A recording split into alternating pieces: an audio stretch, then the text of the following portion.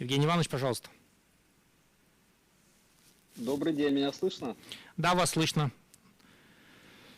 А экран видите уже? Да, видно, пожалуйста. Да, уважаемые члены коллегии, гости, зрители, рад вас приветствовать, спасибо за приглашение. Значит, я вкратце расскажу об итогах прошлого года и того, как действовала наша компания, и, в общем-то, несколько идей о том, как мы будем действовать в следующем году. Начну с сотрудников. Понятное дело, что пандемия и коронакризис явился для нас, в общем-то, такой же неожиданностью, как и для всех остальных компаний во всем мире. И с учетом того, что наши сотрудники – это наш главный актив, то, конечно же, больший фокус мы уделили как раз на то, чтобы обеспечить безопасность, непрерывность и работоспособность наших сотрудников. Мы проделали очень колоссальную работу. Ни один человек нашей компании не был уволен или не ушел на простой.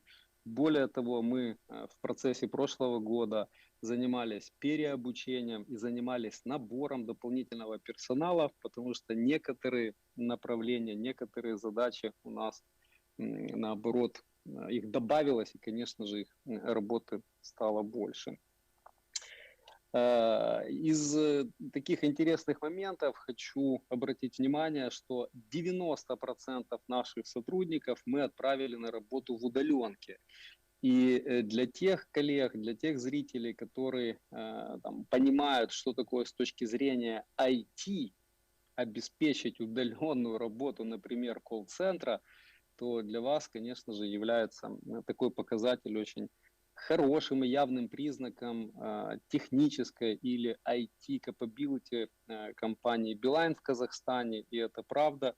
Не только две компании, о которых сегодня уже упоминали, являются такими прогрессивными IT-компаниями, но в том числе и Beeline. У нас на сегодняшний день порядка 500 IT-сотрудников, и только 200 из них занимаются непосредственно разработкой собственных продуктов. Не только сотрудники были в нашем фокусе. Конечно же, в прошлом году мы, будучи таким, знаете, неотъемлемым участником социума, точно так же очень много и сильно помогали обществу. И, в общем-то, как пример, почти 30 тысяч медработников получили бесплатно интернет и связь от Beeline. Более 200 тысяч пожилых людей и лиц с дополнительными потребностями получили от нас бесплатную связь в это тяжелое время. Более 600 образовательных и государственных ресурсов имели бесплатный доступ, и до сих пор большинство из них не тарифицируются. И совокупно, если сюда еще добавить непосредственно прямые перечисления по определенному, по конкретному проекту, то совокупная помощь составила более 2 миллиардов тенге со стороны компании Beeline общества. Если говорить непосредственно о проекте, то я сейчас говорю о помощи пострадавшим Актоорале. Компания Beeline перечислила более 800 миллионов тенге в виде помощи на строительство домов. 32 дома уже построено, и 18 домов еще находятся в процессе строительства. Не теряли мы, конечно же, фокус на наш основной вид деятельности. Мы работали очень интенсивно над качеством и доступом жителей к интернету. Более 30 миллиардов тенге инвестировали в инфраструктуру в прошлом году. В этом году порядок инвестиций пока что у нас запланирован на том же уровне. Если говорить о конкретных количественных показателях, то еще 660 населенных пунктов только в прошлом году были подключены к сети 4G. В этих населенных пунктах проживает 1 миллион 400 тысяч жителей. И на сегодняшний день у Билайна каждый второй клиент пользуется уже сервисом 4G. Как результат, в прошлом году в Билайне трафик вырос на 62%. Другими словами, вся клиентская база Beeline, а напомню, Beeline, в общем-то, лидирующий бренд в Казахстане по количеству жителей, вся клиентская база Билайна потребила на 62% трафика больше. И мне кажется, что в тех условиях, которые были в прошлом году, это очень хороший, качественный и количественный показатель того, насколько наша сеть и насколько наши сотрудники справились с вызовом. В поддержку ранее приведенных данных, в целом, по данным УКЛА, это вот источник Speedtest, Net Global Index по Казахстану, скорость выросла средняя скорость в целом по Казахстану, по всем технологиям выросла. Еще раз вдумайтесь, на фоне роста покрытия, на фоне драматического роста потребления и еще и средняя скорость выросла. Если говорить немножко о том, как же мы уделяем внимание на контроль состояния сетей, просто несколько фактов.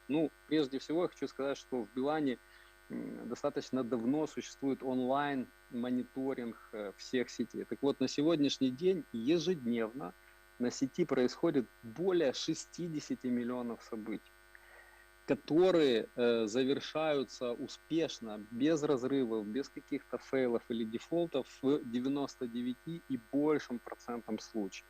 Конечно же, поскольку это технология, которая зависит от различных факторов, как в любой IT-компании, и Гуглы, и Яндекс, и всевозможные Ютубы, и Инстаграмы тоже падают, да. Конечно же, бывают случаи негативные, и, наверное, как раз то, что мы читаем в соцсетях, и то, что мы видим в соцсетях, это как раз вот тот вот процент маленький, но процент неуспешных сессий, которые произошли с клиентами. Мы внимательно мониторим, мы собираем обратную связь и обращения от всех, в общем-то, наших пользователей и доводим каждый кейс до разрешения. Если говорить о проекте 250+, то мы, как, в общем-то, один из участников, приняли на себя достаточно большую нагрузку по прошлому году в этом проекте. Из 928 населенных пунктов по этому проекту 430 населенных пунктов были в ответственности Билайна. И то, о чем уже говорил министр, действительно мы их реализовали различными технологиями. 188 были подключены через мобильную сеть, 125 были подключены через технологию Fixed Wireless Access с использованием мобильной части до модемов. И 177, в общем-то, населенных пунктов были подключены через спутники.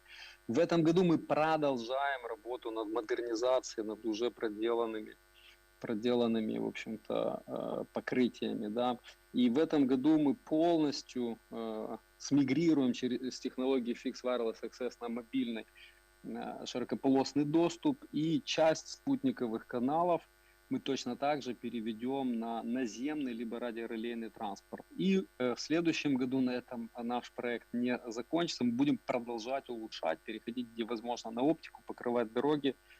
Я благодарен и регулятору, и министерству, и государству за, в общем-то, этот проект, за эту активность, потому что в чистом виде в прошлом году мы этот проект строили на своих деньгах, за счет собственных средств.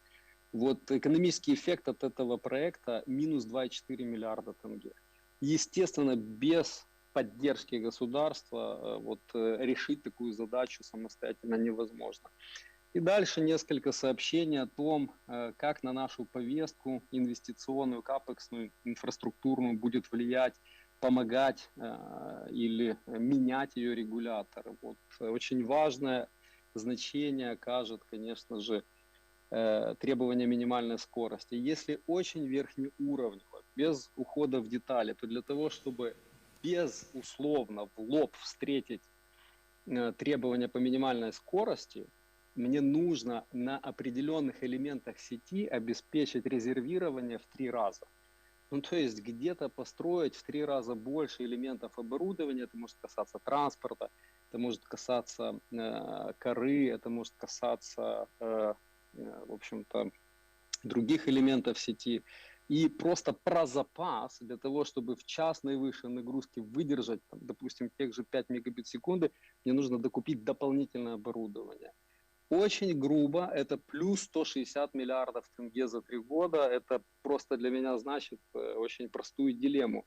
Либо не инвестировать в какие-то новые технологии, и тогда мы, по сути, будем работать только на той территории, где мы уже присутствуем, и не заниматься дополнительным развитием, либо пересматривать цены, и каждый год это окажет вот такое вот влияние на рост цены. Есть важные факторы, которые помогают и способствуют развитию качества. Конечно же, комментарий номер один – это прозрачное распределение частот 5G. И здесь я благодарен и министру, министерству и правительству за то, что они поддерживают, в общем-то, прозрачный механизм. Это распределение через аукцион. Только вот в таком вот формате я уверен, что можно рыночным способом добиваться хорошего качества, хорошего покрытия. Частоты LTE, министр уже об этом, в общем-то, затрагивал.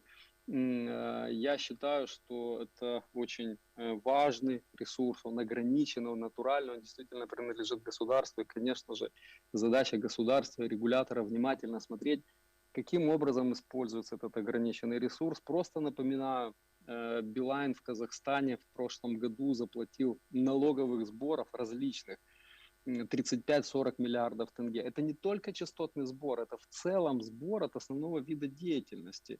А наш основной вид деятельности зависит от частоты. Чем шире спектр, тем выше качество, тем больше предоставляемых сервисов, тем больше отчисляемых налогов государству. Евгений Иванович, можно попросить вас уложиться в минуту, если не сложно? Все, я заканчиваю. Да, развитие Fixed Wireless Access, об этом уже немножко говорили, это действительно технология, которая позволяет покрывать окрестности, которая позволяет покрывать мелкие населенные пункты. Нормы строительства, спасибо за вот те требования, которые уже реализуются в законодательстве. И еще одно предложение, это опоры двойного назначения. Во всех современных столицах вы увидите, когда там единый фонарный столб освещения в центре города является не только столбом для освещения, но точно так же является и, в общем-то, антенной базовой станции. Теперь представьте себе, с какой плотностью на улице, как хорошо можно было бы улучшить качество мобильного интернета. Спасибо, у меня все.